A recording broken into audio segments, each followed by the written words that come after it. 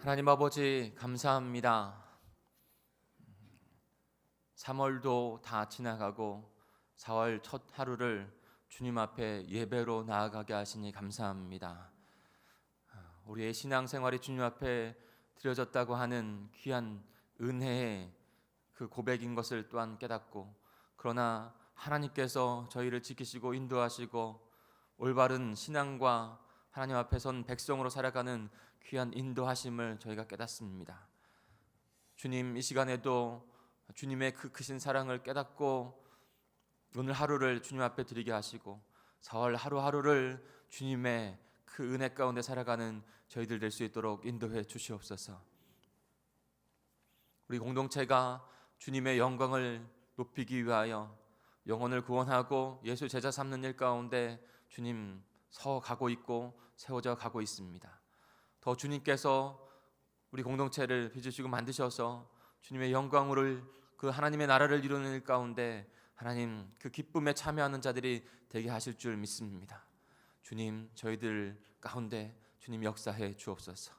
이 시간에도 주님께서 저희들을 만지시고 빚으셔서 주님의 말씀 가운데 나아가게 하실 것을 믿고 감사를 드리며 예수님의 이름으로 기도합니다. 아멘. 4월 열상예배에 오신 여러분을 환영하고 축복합니다. 오늘도 하나님의 은혜가 저희들에게 있고 그 은혜로 오늘 살아가고 또 4월 한 달을 승리하는 삶으로 주님께서 인도해 주실 줄 믿습니다. 우리 오늘 말씀 묵상은 사도행전 6장 8절부터 15절입니다. 우리 같이 볼까요?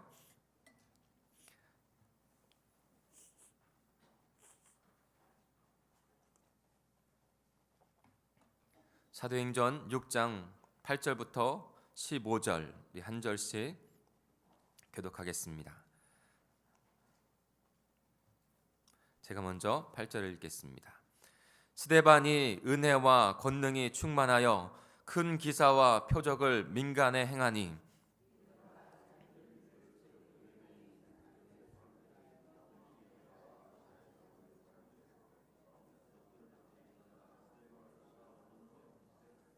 스데반이 지혜와 성령으로 말함을 그들이 능히 당하지 못하여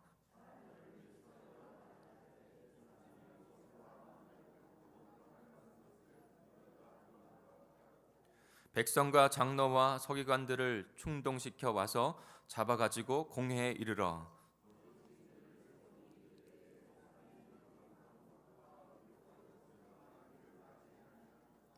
그의 말에 이 나사렛 예수가 이곳을 헐고 또 모세가 우리에게 전하여 준 규례를 고치겠다 함을 우리가 들었노라 하거늘 공회 중에 앉은 사람들이 다 스데반을 주목하여 보니 그 얼굴이 천사의 얼굴과 같더라. 아멘.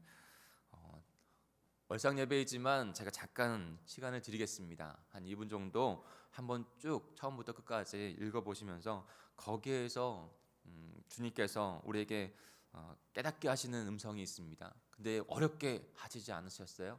그것을 읽으면 주님께서 깨닫게 하시고 우리의 마음 가운데 새기게 하십니다. 같이 한번 시간을 갖겠습니다.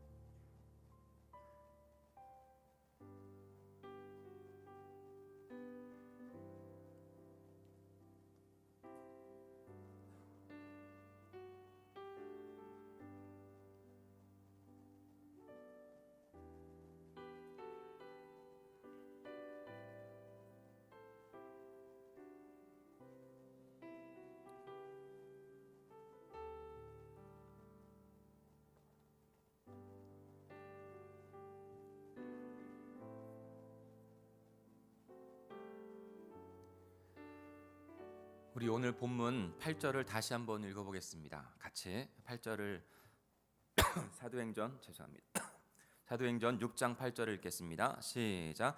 스데반이 은혜와 권능이 충만하여 큰 기사와 표적을 민간에 행하니. 아멘. 여러분, 스데반 집사는 그의 신앙이 참으로 훌륭했던 분입니다.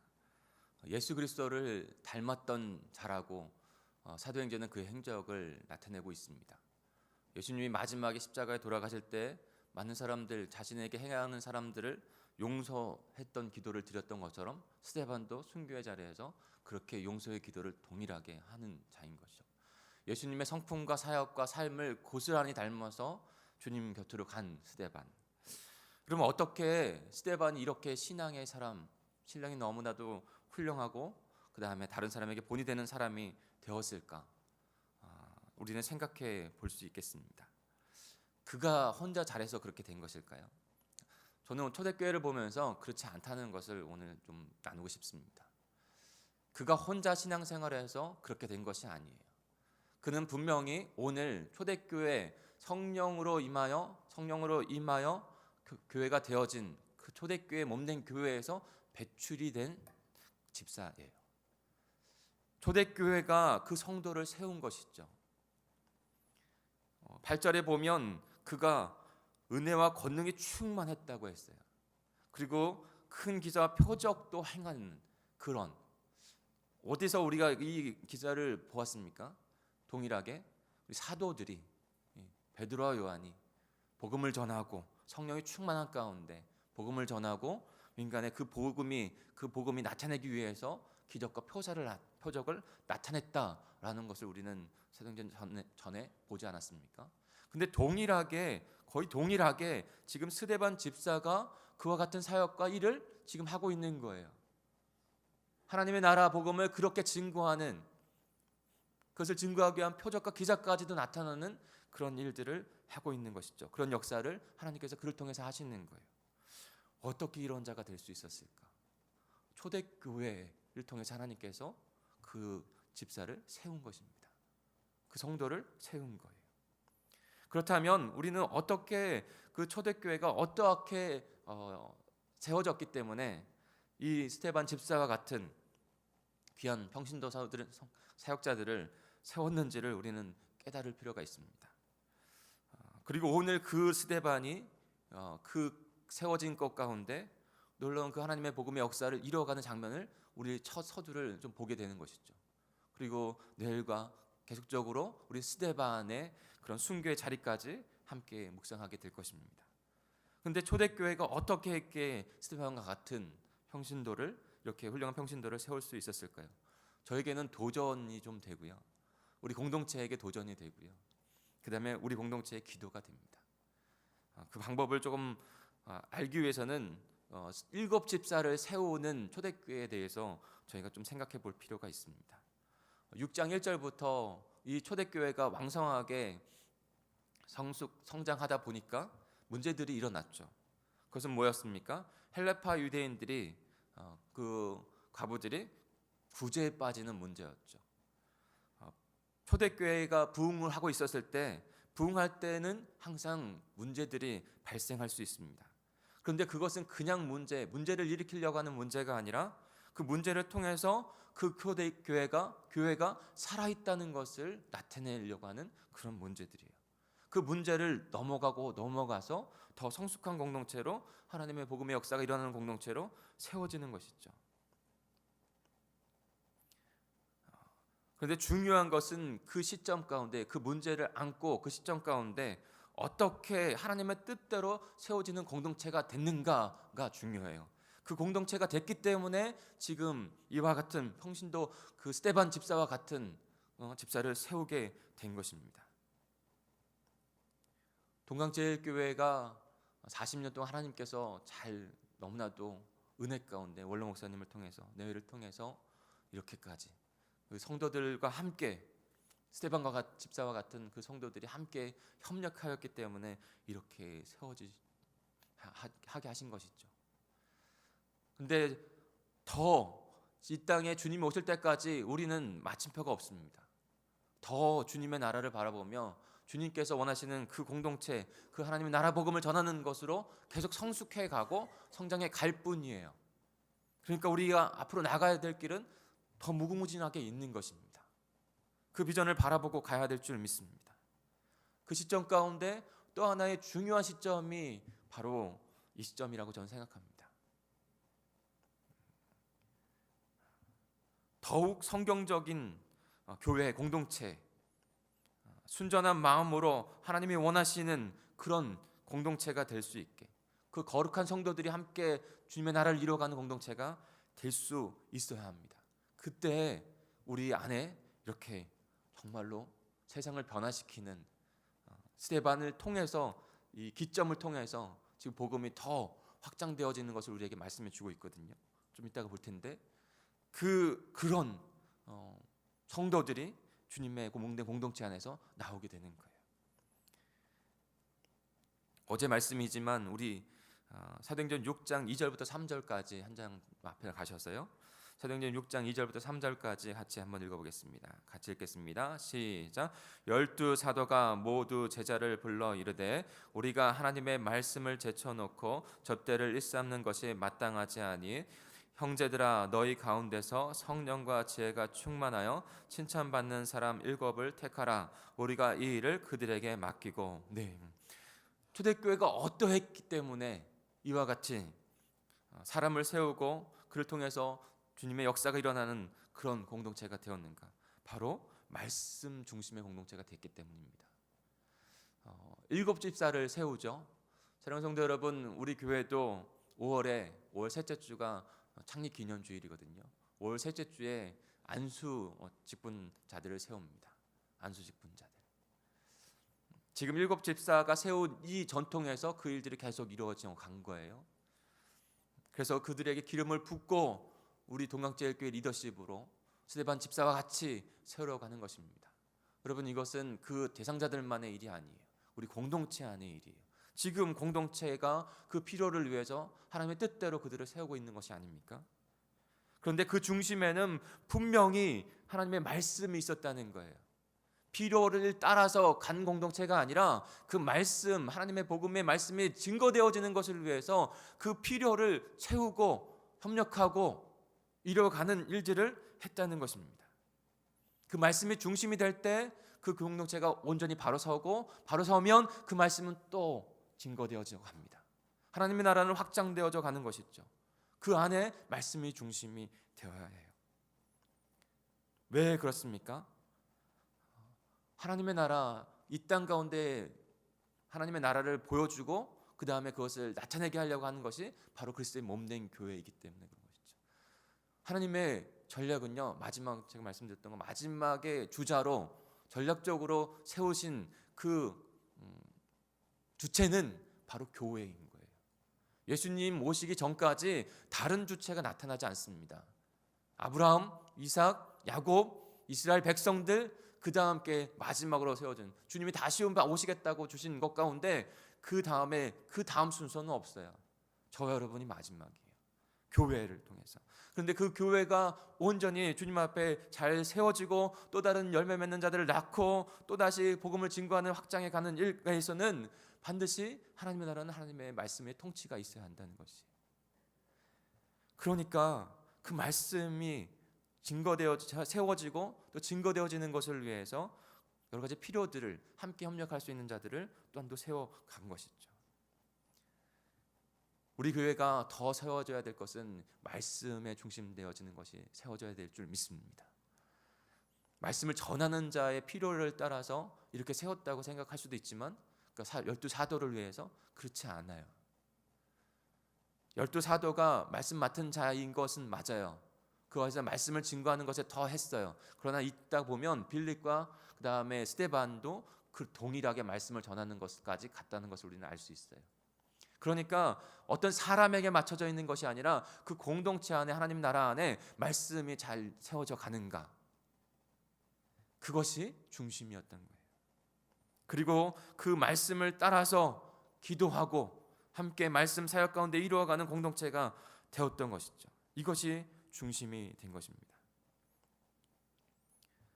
그랬더니 6장 7절에 보면 그들을 일곱 집사를 세우지 않습니까? 일곱 집사를 세우고 7절에 보면 하나님의 말씀이 점점 왕성하여 예루살렘에 있는 제자의 수가 더 심히 많아지고 허다한 제사장의 무리도 이 도에 복종하니라. 여러분, 중심은 여기에 있어요. 말씀, 하나님의 나라의 복음이 증거되어져 가는 것.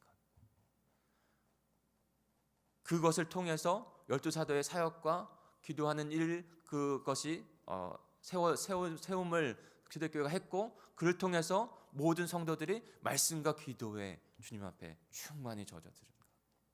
거기에서 지금 역사가 일어난 것입니다.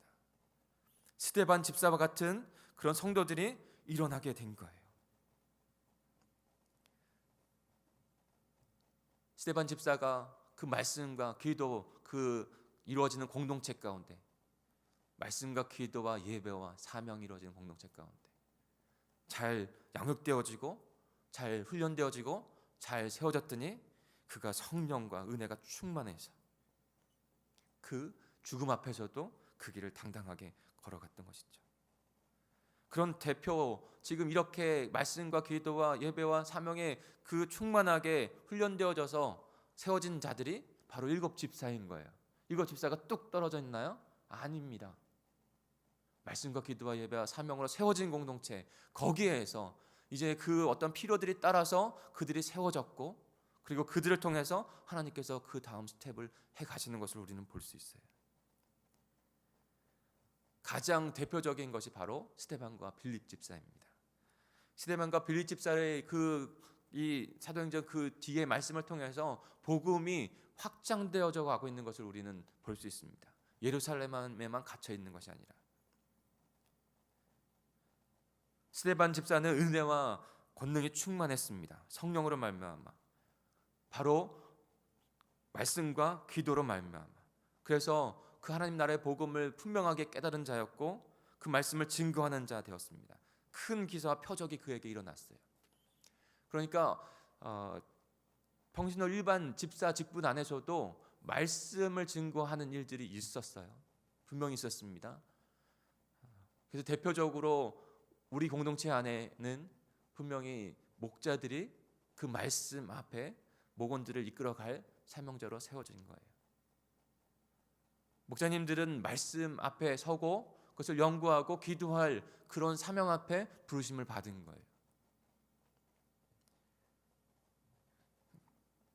그래서 그 표적들과 기사들이 일어났을 때 사도들과 같은 그 역사가 일어났다고 말씀드렸지 않습니까? 말씀과 기도와 사명의 중심에 서서, 예배의 중심에 서서,